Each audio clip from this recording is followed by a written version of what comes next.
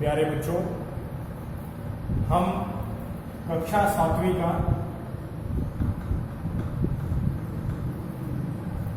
Chapter number 2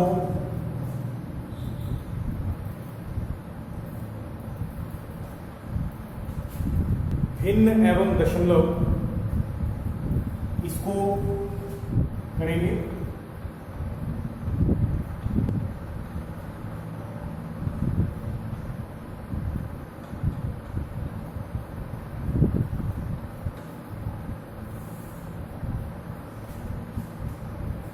इस chapter में हम पहले ही भिन्नों का योग व अंतर ज्ञात करना सीख चुके हैं।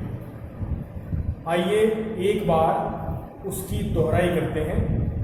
मैं एक सवाल आपको समझाऊंगा ताकि आपकी दोहराई हो जाए। सवाल है 2 सही 2/3 जमा 3 सही 1/2 हल कीजिए।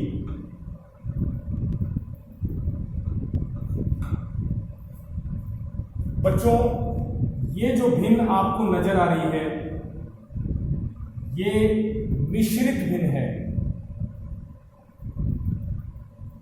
इसी प्रकार जो दूसरी भिन्न आपको नजर आ रही है ये भी आपकी मिश्रित भिन्न है।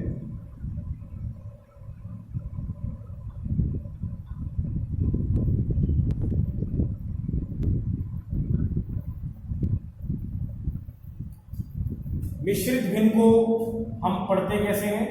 सबसे पहले इस वाली संख्या को बोलते हैं 2 सही 2/3। अब हम इसे पढ़ते हैं 3 सही 1/2। आप बच्चों को मिश्रित भिन्न पढ़नी आती होगी। अगर नहीं आती तो एक बार फिर ध्यान करें। 2 सही 2/3, इसका मतलब पहले जो अंक इस बटे से अलग नजर आ रहा है उसे बोलते हैं। उसके बाद उसके पीछे सही शब्द लगाकर 2/3 ऐसा बोलेंगे। अब ठीक इसी प्रकार इस मिश्रित भिन्न को हम किस प्रकार पढ़ेंगे? 3 सही 1/2। बच्चों, मिश्रित भिन्न आपको बोलनी समझ आ गई होगी। अब हम इसे हल करते हैं। मिश्रित भिन्न को हम अनुचित भिन्न में बदलेंगे। तो कैसे बदलते हैं? बटे में 3 ही रहेगा। अब बटे में ऊपर क्या आएगा, या कहें इस भिन्न के अंश में क्या आएगा? तो हल कैसे करना है? जो बटे में 3 है उसकी गुणा इस 2 से करवाएंगे। 3 दूनी 6, जो उत्तर आया उसमें ये 2 जोड़ देंगे। 6 जमा 2 8।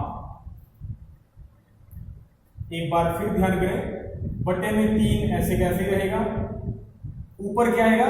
इसके लिए नीचे वाली संख्या और बीच वाली संख्या की गुणा होती है। 3 दूनी 6, जो उत्तर आया उसमें ऊपर वाली संख्या जोड़नी होती है। 6 और 2 8। इस प्रकार ये मिश्रित भिन्न अनुचित भिन्न में बदल गई है। ये थी 2 सही 2/3 और ये आ गई है 8/3। चिन्ह ऐसे कैसे रहेगा?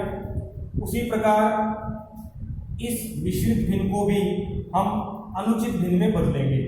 तो बच्चों ध्यान है आपके, बटे में 2 है तो बटे में 2 ही रहेगा। अब ऊपर क्या संख्या आएगी? इसके लिए नीचे वाली संख्या जो कि आपका हर है उसकी गुणा बीच वाली संख्या से करवाएंगे।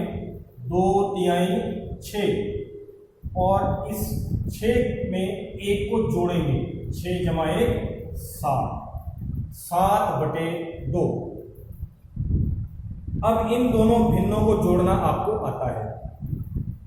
आपको अच्छे से मालूम है दोनों भिन्नों के अंश जुड़ते हैं, लेकिन वो तब जुड़ेंगे जब दोनों के हर बराबर होंगे। यहां पर दोनों के हर बराबर नहीं है, इसीलिए अभी हम अंश को नहीं जोड़ सकते।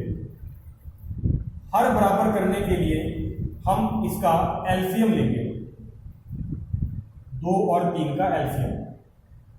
इस भिन्न का हर 3 है और इस भिन्न का हर 2 है।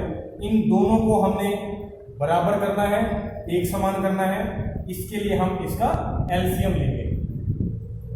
एलसीएम कह लें, लघुत्तम समापवर्तक कह लें, या लय से व कह लें। इसे हल करना आपको आता है। शुरुआत 2 से करेंगे। 2 के पहाड़े में 2, 1 पर, 2 के पहाड़े में 3 नहीं जाता, इसीलिए ऐसे का ऐसा। फिर शुरुआत 2 से, परंतु 2 से यहाँ पर कोई भी संख्या नहीं जा रही है, या कहें 2 के पहाड़े में इनमें से कोई संख्या नहीं आती है, तो 2 के बाद अगली संख्या लेंगे 3, 1 ऐसे का ऐसा, 3 के पहाड़े में 3, 1 पे जाएगा। जब तक ये दोनों संख्या 1 1 ना बन जाए तब तक हल करना होता है। क्योंकि अब ये संख्याएं 1 1 बन गई हैं, इसलिए इसे यहीं पर रोक देंगे। अब इधर की तरफ वाली दोनों संख्याओं की गुणा करते हैं। 2 गुणा 3, 2 गुणा 3, 2 तिहाई 6, यानी अब इन दोनों का एलसीएम 6 आ गया है, या ये कहें इन दोनों के हर 6 बन गए हैं। अब इस भिन्न को हल कैसे करना है? एलसीएम को हमेशा भिन्न के हर से भाग करवाते हैं। 6 को 3 से भाग करवाएंगे तो उत्तर क्या आएगा? 2। आप इसे दूसरे तरीके से भी कह सकते हैं। 3 के पहाड़े में 6 कितने में जाएगा? उत्तर मिलेगा 2। उस 2 की गुणा ऊपर 8 से करेंगे, 2 8 16। जमा का चिन्ह ऐसे का ऐसा ही रहेगा। अब हम इस भिन्न को हल करते हैं। पहले हम हर के पास जाएंगे, यहाँ पर हर 2 है। एक सवाल पूछेंगे, 2 के पहाड़े में 6 कितने में गया? उत्तर मिलेगा 3। इस 3 की गुणा ऊपर वाले 7 से करेंगे, 3 सते 21। अब अगले चरण में बटे 6 ही रहेगा। इन दोनों को हल करते हैं। 16 का चिन्ह कोई नहीं है तो प्लस, और 21 का भी चिन्ह प्लस। जब दोनों संख्याओं के चिन्ह एक जैसे हैं तो उन्हें जोड़ते हैं। 16 और 21 को जोड़ेंगे तो आपके पास आंसर आएगा 37। इनमें जो संख्या बड़ी है, जो चिन्ह उसका होगा वही चिन्ह हमारे उत्तर का होगा। इनमें से बड़ी संख्या कौन है? 21, उसका चिन्ह प्लस है, इसीलिए 37 का चिन्ह भी प्लस आएगा। इस प्रकार हमने इन दोनों भिन्नों को हल कर दिया है। उनका योग क्या आया? 37/6।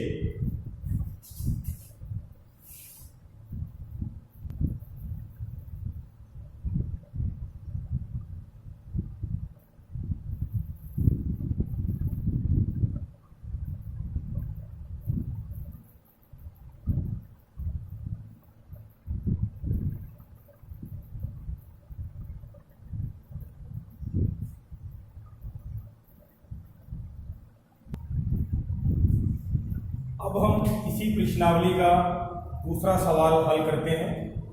निम्न को अवरोही क्रम में ज्ञात करो। बच्चों, अवरोही क्रम का मतलब क्या होता है? हिंदी में अगर किसी शब्द के आगे अव शब्द लगा हो, अव का मतलब होता है घटना या कहें नीचे जाना। तो अवरोही क्रम का मतलब हो गया कि हमारी संख्याएं कम होती जाएंगी। इसका मतलब सबसे पहले सबसे बड़ी संख्या लिखनी है, फिर उससे छोटी संख्या, फिर उससे छोटी संख्या, फिर सबसे छोटी संख्या। तो अब हमने इन तीनों भिन्नों को अवरोही क्रम में लिखना है। और अवरोही क्रम आप समझ चुके हैं। सबसे पहले सबसे बड़ी संख्या, फिर उससे छोटी संख्या, फिर उससे छोटी संख्या, फिर सबसे छोटी संख्या। अब बच्चों, आप इन तीनों भिन्नों को देखकर नहीं बता सकते कि इनमें से कौन सी संख्या सबसे बड़ी है या सबसे छोटी है। आप तब तक नहीं बता सकते कब तक अगर कुछ बच्चे ऐसा सोच रहे हैं कि केवल अंश को देखने से ही बड़े छोटे का पता चल जाएगा, तो ऐसा नहीं है। हाँ, ये बात आपकी बिल्कुल ठीक है कि अंश ही बताएंगे कि सबसे बड़ी संख्या और सबसे छोटी संख्या कौन सी है, लेकिन उसके लिए जरूरी है आपके हर बराबर होने चाहिए।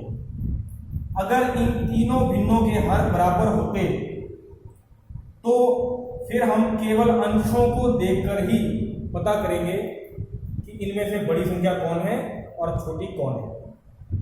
लेकिन यहाँ पर तीनों भिन्नों के हर बराबर नहीं है, तो सबसे पहले हम इन तीनों भिन्नों के हर को बराबर करेंगे।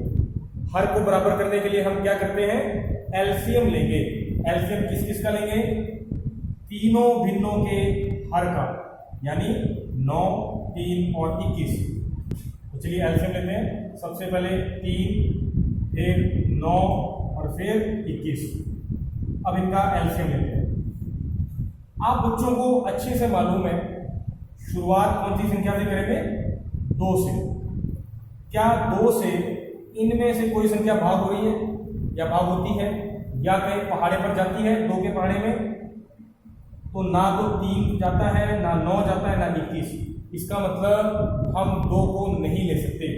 हम किसको लेंगे, 3 को। 3 के पहाड़े में 3 कितने पे गया, 1। 3 के पहाड़े में 9 कितने पे गया, 3। 3 तिहाई 9। और 3 के पहाड़े में 21 कितने पे जाता है, तो ध्यान करें 3 सते 21, यानी 3 के पहाड़े में 21 7 पर गया। फिर दोबारा शुरुआत 2 से करते हैं। क्या इन तीनों में से कोई संख्या 2 के पहाड़े पर आती है, नहीं। तो 2 से अगली संख्या लेंगे 3। 3 के पहाड़े पर 1 ऐसे कैसे लिखेंगे, 3 के पहाड़े पर 3 1 पे जाता है, 3 के पहाड़े में 7 नहीं जाता, इसीलिए ऐसे का ऐसा। फिर शुरुआत 2 से करेंगे। 2 के पहाड़े में कोई संख्या नहीं जा रही, 2 के बाद 3 से कोई नहीं जा रही। इसी प्रकार संख्याएं आगे बढ़ती जाएंगी और ये संख्या 7 पर जाएगी।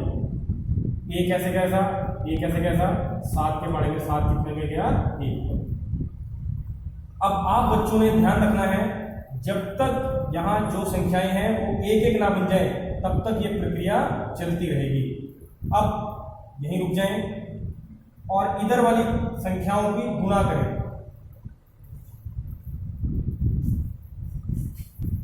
इधर वाली संख्याएं हैं 3 गुणा 3 गुणा 7। अब इसे हल करते हैं। 3 तिहाई 9, यहां तक 9 बन गया, 9 सत्ते 63। इसका मतलब इन तीनों भिन्नों को के हर को हमें 63 बनाना है, या हम इन तीनों का एलसीएम लेते हैं। अब आपको एलसीएम हल करना आता है। सबसे पहले हम इस भिन्न की बात करते हैं।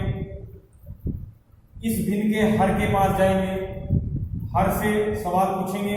9 के पहाड़े में 63 कितने पे जाता है, तो 9 सत्ते 63, यानी 9 के पहाड़े में 63 7 पे जाता है।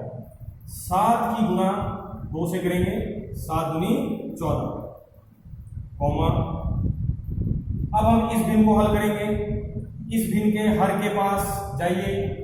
हर कौन है, 3 से प्रश्न पूछेंगे 63। 3 के पहाड़े में 63 कहां पर जाएगा। बच्चों आपको शायद 3 का पहाड़ा 10 तक आता होगा, 3 दाया 30। उससे आगे आप अगर ना पता कर पाए तो इसका मतलब 63 को 3 से भाग करो। सबसे पहले पहली संख्या 6, 3 के पहाड़े में 6 कितने में जाता है, 2। 3 दूनी 6। फिर 1 अंक उतारा 3, 3 एकम 3। यहां से हमें मालूम हो गया 3 के पहाड़े में 63 कितने में जाता है, 21। 3 के पहाड़े में 63 21 पे जाता है। 21 की गुणा 2 से करेंगे। 21 की 2 से गुणा करवाएंगे तो क्या आएगा, 42। अब हम इस वाली भिन्न को हल करेंगे। इस भिन्न में हर कौन है, 21। 21 से पूछेंगे 21 के पहाड़े में 63 कितने पे जाता है, तो ध्यान करें 21 के पहाड़े में 63 3 पे जाता है। 3 की गुणा 8 से कराएंगे, 3 अठे 24। इस प्रकार हमने तीनों भिन्नों को के हर को एक जैसा बना दिया था, जो कि क्या आया 63, और फिर इन तीनों भिन्नों को हल करा तो हमारे पास ये संख्याएं आई। अब आप एक बात ध्यान से समझें, मैंने आपको शुरू में कहा था जब आपके हर बराबर हो जाएंगे तब आप अंश को देखकर बता सकेंगे कौन सी संख्या बड़ी है कौन सी छोटी। तो ध्यान दें, आपके तीनों हर क्या बन चुके हैं 63, और आपके तीनों अंश बन चुके हैं 14, 42 और 24।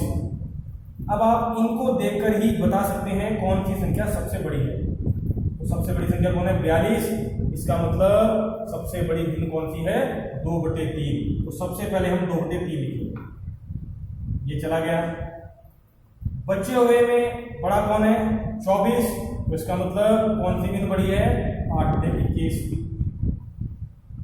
और सबसे छोटी भिन्न कौन सी है 2/2। इस प्रकार हमने तीनों भिन्नों को अवरोही क्रम में लिख दिया है। बच्चों, मैं उम्मीद करता हूं आपको अवरोही क्रम में भिन्नों को किस प्रकार लिखते हैं ये समझ में आ गया होगा।